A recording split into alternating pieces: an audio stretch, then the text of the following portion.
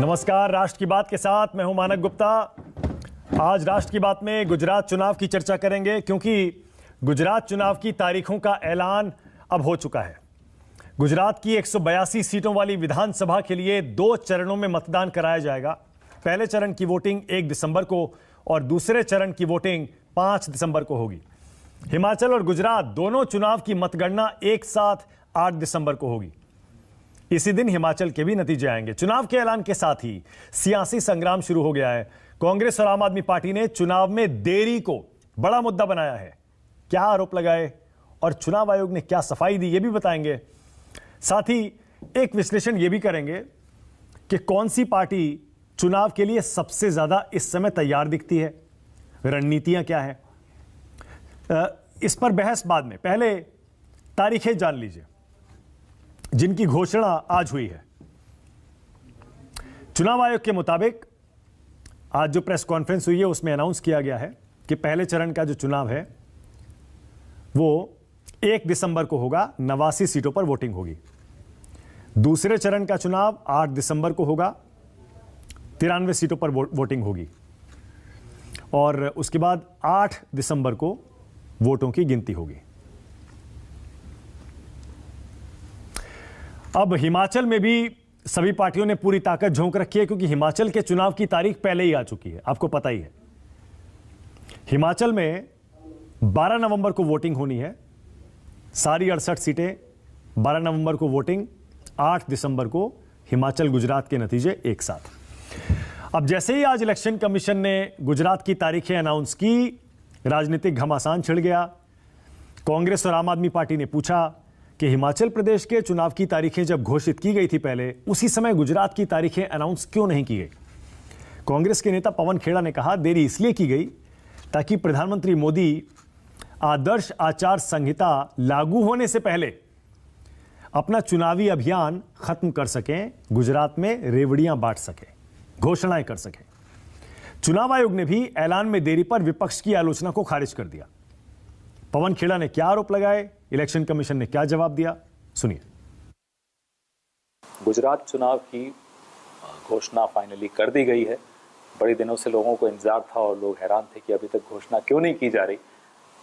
जवाब तो सबके पास है, क्योंकि प्रधानमंत्री को सरकारी खर्च पर राजनीतिक कार्यक्रम गुजरात में करने थे। पिछले 25 दिन से लगातार वो गुजरात में जा रहे थे बार बार। यहाँ तक कि मोरबी दुखांतिका का राजकीय शोक तक दुखांतिका होने के तीसरे दिन हुआ, क्योंकि प्रधानमंत्री को पूरा अवसर देना था कि वो अपने सारे रिबन काटने के कार्यक्रम वहां कर सके। गुजरात की जनता इस बार परिवर्तन चाहती है। जो भी पार्टी किसी भी कारण से या जो भी कैंडिडेट किसी भी कारण से कुछ सवाल उठाते रहे हैं, जब रिजल्ट आए तो उनको मालूम हुआ अरे ये तो सवाल मुझे नहीं उठाना चाहिए था, ये तो मेरे फेवर में ही रिजल्ट आ गया। हमारे पास इंस्टेंसेज हैं कि चुनाव शुरू होने से पहले लंबी लंबी चिट्ठियां आती हैं कि ईवीएम मशीन्स खराब हैं, इनको बदल दीजिए, तो वही ईवीएम मशीन उसी पार्टी को जिता देती है। फिर वो प्रश्न बंद हो जाते हैं, फिर वो रिजल्ट एक्सेप्ट हो जाता है। अब जाहिर है क्योंकि आज चुनाव की तारीखों का ऐलान हुआ है तो लोग पिछले चुनाव के नतीजे जरूर जानना चाहेंगे। जल्दी से आपको एक बार दिखा देते हैं। 2017 में जब विधानसभा का चुनाव गुजरात में हुआ था तब वहां का जनादेश क्या था। बीजेपी को 99 सीटें मिली थी, 99, 100 के भी नीचे, और वोट प्रतिशत मिला था 49%, जबकि कांग्रेस को मिली थी 77 सीटें और वोट प्रतिशत था 41%, जबकि 6 सीटें अदर्स को मिली थी और 10% वोट अन्य दलों को मिला था। यह पिछले चुनाव का नतीजा। अब 2017 से पीछे भी अगर थोड़ा चले वो भी देख लीजिए, क्योंकि आपको पता ही है 27 साल से बीजेपी गुजरात में राज कर रही है। 2012 में बीजेपी को 115 सीटें मिली थी। 2012 का नतीजा लाइए जरा ऊपर। 115 सीटें 2012 के चुनाव में बीजेपी ने जीती थी, कांग्रेस को मिली थी 61। फिर 2007 देखिए 117 बीजेपी, 59 कांग्रेस। 2002 127 बीजेपी को, कांग्रेस को 51। तो ये 2017 से पिछले 3 चुनावों का नतीजा। अब गुजरात में जो इस बार चुनाव होने हैं तो कुछ एक आंकड़े और दिखा देते हैं। कुल मिलाकर जो वोटर्स हैं गुजरात में वो है 4 करोड़ 91 लाख, करीब 5 करोड़ के करीब वोटर्स हैं। और फर्स्ट टाइम वोटर्स इस बार होंगे 3,24,000। पुरुष वोटर्स लगभग 2.5 करोड़ और महिला वोटर्स 2,37,00,000। कुल सीटें 182 हैं, आपको पता ही है। 182 सीटों में से 13 सीटें एससी के लिए रिजर्व हैं और 27 सीटें एसटी के लिए रिजर्व हैं। अब जरा जातीय समीकरण भी देख लीजिए गुजरात का। गुजरात में 24% कोली समाज के लोग हैं, पाटीदार 16% हैं और मुस्लिम 10% हैं। इसके अलावा एसटी 15, एससी 7 और ब्राह्मण 4% हैं। बाकी राजपूत हैं 5%, वैश्य 3% और अन्य जातियां 16%। अब गुजरात चुनाव का ऐलान होते ही सभी पार्टियों ने अपनी रणनीति पर काम तो शुरू कर ही दिया है कि आखिरी 1 महीने में क्या रणनीति अपनानी है। बीजेपी के अध्यक्ष जेपी नड्डा ने ट्वीट किया। उन्होंने क्या लिखा, जरा सुनिए।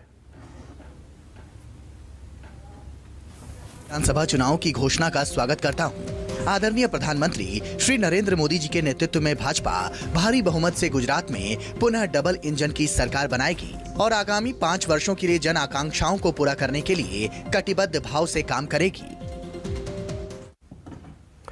उधर आम आदमी पार्टी के नेता अरविंद केजरीवाल ने भी ट्वीट किया, अपनी जीत का दावा किया। उन्होंने लिखा, गुजरात की जनता इस बार बड़े बदलाव के लिए तैयार है। उन्होंने साथ ही ट्विटर पर यह भी लिखा, हम जरूर जीतेंगे। और साथ ही गुजराती में एक वीडियो संदेश जारी किया है, उसको भी जरा सुनिए।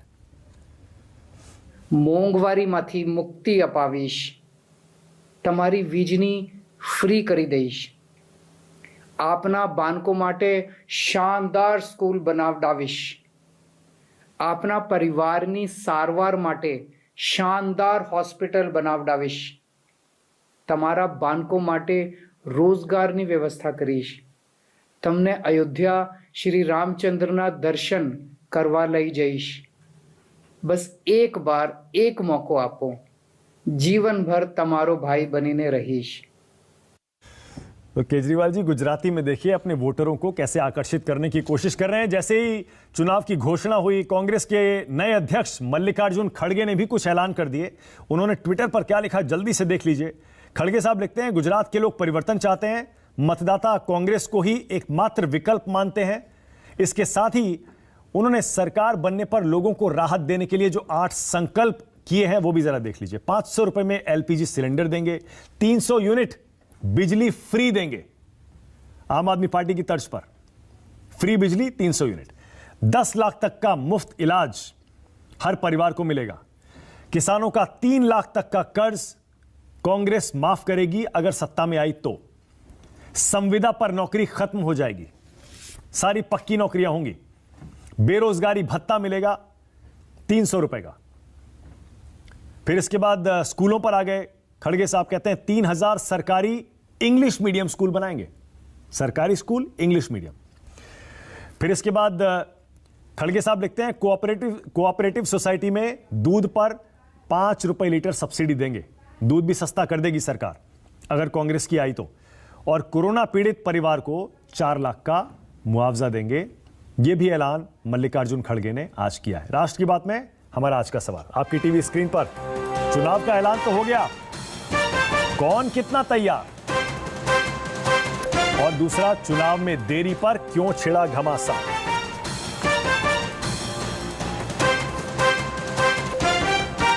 राष्ट्र की बात में आज मेरे साथ बीजेपी से आरपी सिंह हैं, कांग्रेस की तरफ से अभय दुबे हैं, आम आदमी पार्टी की तरफ से कुलदीप कुमार, तीनों मेरे साथ जुड़ गए हैं।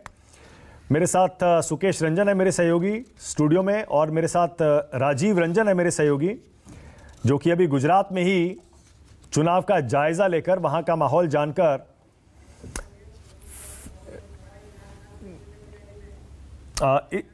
ओके, इमरान खान को गोली लगी है। मेरे पास एक ब्रेकिंग न्यूज आ रही है। चुनाव की चर्चा बाद में, पाकिस्तान के पूर्व पीएम इमरान खान को गोली लगी है और वो जख्मी हो गए हैं। पाकिस्तानी मीडिया के हवाले से ये रिपोर्ट आ रही है, इमरान खान के पैर में गोली लगी है। आप जानते हैं इमरान खान लॉन्ग मार्च निकाल रहे हैं, सिर्फ वहां की नई सरकार ही नहीं, वहां की फौज, वहां की आईएसआई, पूरी एस्टेब्लिशमेंट के खिलाफ आंदोलन चला रहे हैं। अब ऐसे में इमरान खान पर यह हमला किसने किया, किसने करवाया? पाकिस्तान के पूर्व पीएम इमरान खान को गोली लगी है और पूरे पाकिस्तान में सनसनी फैल गई है।